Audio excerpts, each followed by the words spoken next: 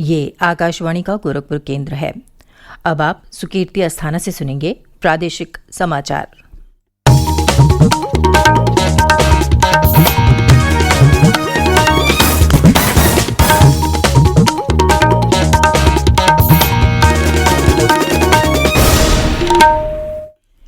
पहले मुख्य समाचार। प्रधानमंत्री नरेंद्र मोदी ने कोविड पर नियंत्रण के लिए जांच का दायरा बढ़ाने और स्थानीय कंटेनमेंट जोन बनाने पर दिया जोर। कहा, लोगों तक सही जानकारी पहुंचाना है महामारी से निपटने का प्रमुख हथियार। मुख्यमंत्री योगी आदित्यनाथ ने प्रदेश में कोविड से बचाव और उपचार की व्यवस्था को प्रभावी ढंग से जारी रखने के लिए दिए निर्देश। कहा, ब्लैक फंगस के इलाज की दवाएं पर्याप्त मात्रा में उपलब्ध रहें। प्रदेश में 1,52,00,000 से ज्यादा कोविड टीके लगाए गए और राज्य में कोविड संक्रमण के मामलों में गिरावट जारी। पिछले 24 घंटे में संक्रमण के 8,737 नए मामले सामने आए। 21,108 लोग हुए स्वस्थ।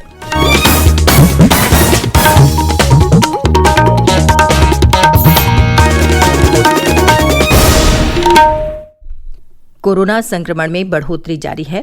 सभी श्रोताओं से अपील है कि लापरवाही न बरतें। सभी एहतियाती उपायों का पालन करें और 44 वर्ष से अधिक उम्र के जिन लोगों ने कोविड का पहला टीका लगवा लिया है, सही समय पर दूसरा टीका लगवाएं। 3 आसान उपायों का पालन करें और सुरक्षित रहें। मास्क लगाएं, 2 गज की सुरक्षित दूरी बनाए रखें तथा बार बार हाथ धोने और साफ सफाई का ध्यान रखें। और अब समाचार विस्तार से।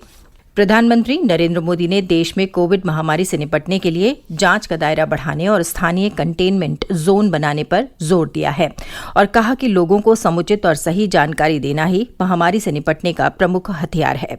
उन्होंने कल महामारी से निपटने में अपने सफल अनुभवों को साझा करने के लिए राज्यों और जिलों के फील्ड अधिकारियों से वर्चुअल संवाद किया।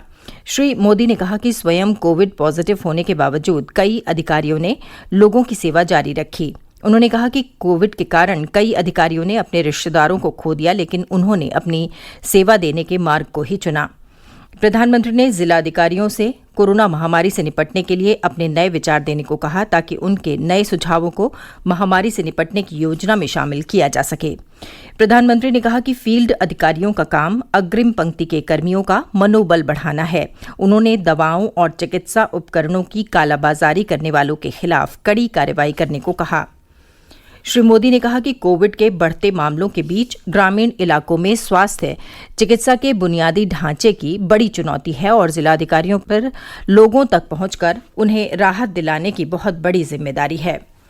प्रधानमंत्री ने इस बात पर जोर दिया कि स्थानीय कंटेनमेंट जोन से संबंधित दिशा निर्देशों को सख्ती से लागू करते समय यह ध्यान रखा जाना चाहिए कि लोगों को सामान्य जीवन और आवश्यक वस्तुओं की आपूर्ति में किसी तरह की परेशानी न आए। उन्होंने राज्यों और जिलों से ऑक्सीजन आपूर्ति का समुचित उपयोग और निगरानी रखने को कहा। प्रधानमंत्री ने बताया कि पीएम केयर्स फंड से कई जिलों में ऑक्सीजन प्लांट लगाने का काम पूरे जोर शोर से चल रहा है।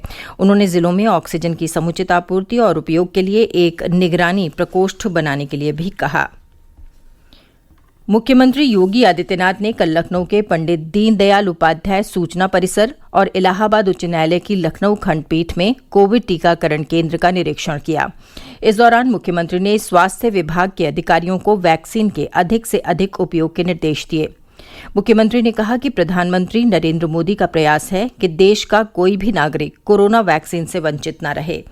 हमारा भी प्रयास है कि प्रदेश के प्रत्येक व्यक्ति का टीकाकरण हो। इस दौरान मुख्यमंत्री ने अधिकारियों को वैक्सीन का प्रचार प्रसार कराने के निर्देश दिए।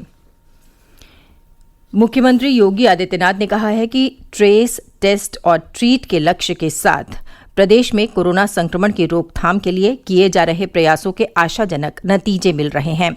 उन्होंने कोविड से बचाव और उपचार की व्यवस्था को प्रभावी ढंग से जारी रखने के निर्देश दिए हैं। मुख्यमंत्री ने प्रदेश में कोविड-19 की स्थिति की समीक्षा के दौरान कहा कि प्रदेश के कई जनपदों में ब्लैक फंगस बीमारी के मामले सामने आए हैं। ऐसे में इसके उपचार की दवाओं की पर्याप्त मात्रा में उपलब्धता सुनिश्चित की जाए। उन्होंने सभी मेडिकल कॉलेजों में बच्चों के लिए 100 बेड का पीडियाट्रिक आईसीयू पीकू वार्ड तैयार करने के निर्देश दिए हैं। मुख्यमंत्री ने कहा कि प्रत्येक जनपद में सामुदायिक स्वास्थ्य केंद्रों और प्राथमिक स्वास्थ्य केंद्रों की व्यवस्था को चुस्त दुरुस्त रखा जाए। उन्होंने कहा कि स्वास्थ्य केंद्रों पर मेडिकल उपकरणों को क्रियाशील स्थिति में रखा जाए तथा साफ सफाई की व्यवस्था को प्रभावी बनाया जाए। मुख्यमंत्री ने कहा कि सभी जनपदों में उपलब्ध वेंटिलेटर और ऑक्सीजन कंसेंट्रेटर क्रियाशील अवस्था में रहने चाहिए। म्यूकर माइकोसिस यानी ब्लैक फंगस बीमारी के उपचार के लिए फंगल रोधी दवा एम्फोटेरिसिन बी की बढ़ती मांग के बीच केंद्र सरकार ने इस दवा का उत्पादन बढ़ा दिया है। इससे ज्यादातर मधुमेह रोगी ही प्रभावित होते हैं। रसायन और उर्वरक राज्य मंत्री मनसुख मंडाविया ने इस दवाई की आवश्यकता और आपूर्ति की समीक्षा की है। उन्होंने कहा कि इस दवा की आपूर्ति कई गुना बढ़ाई गई है। श्री मंडाविया ने कहा कि दवा के वितरण और आपूर्ति श्रृंखला के प्रबंधन की सक्षम प्रणाली तैयार की गई है और इसके भंडारण की समस्या भी जल्द से जल्द दूर कर दी जाएगी। ये समाचार आप आकाशवाणी गोरखपुर से सुन रहे हैं। प्रदेश में कोविड टीकाकरण का कार्य लगातार चल रहा है। अब तक 1,52,00,000 से ज्यादा लोगों को टीका लगाया जा चुका है। इनमें से 1,19,00,000 से ज्यादा लोगों को टीके की पहली डोज और 32,81,000 से ज्यादा लोगों को टीके की दूसरी डोज दी जा चुकी है।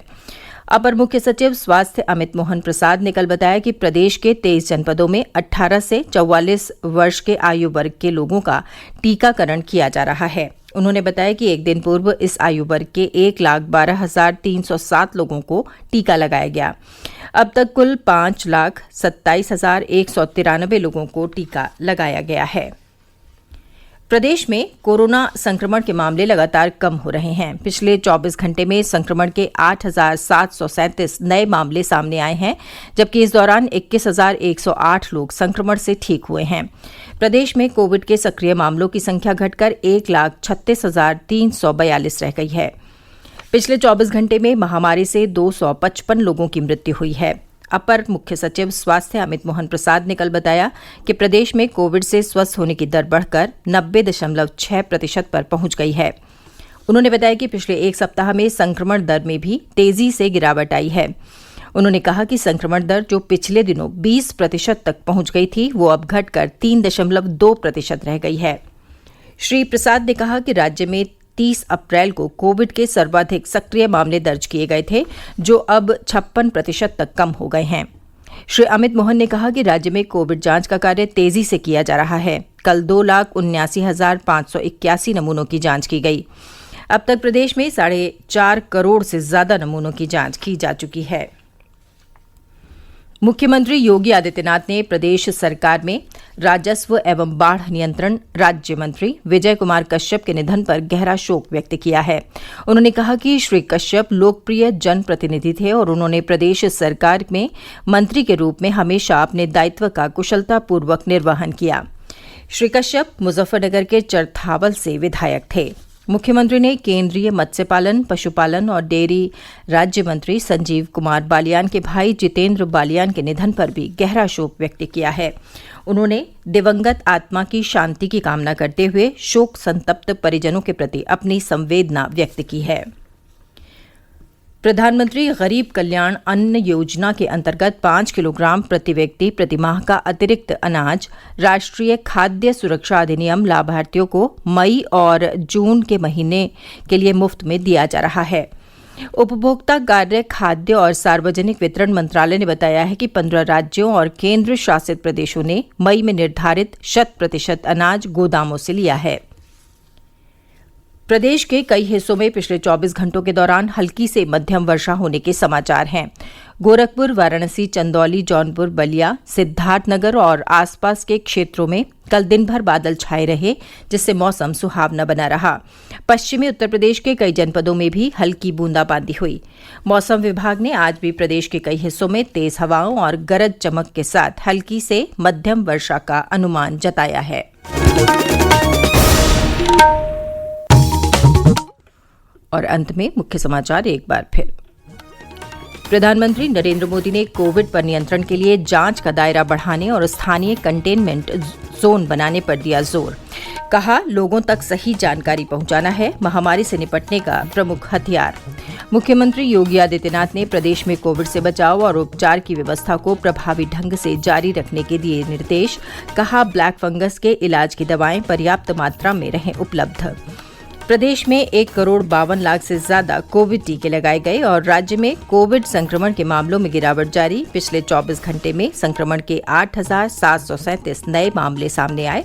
21,108 लोग हुए स्वस्थ। इसके साथ ये समाचार बुलेटिन समाप्त हुआ। नमस्कार।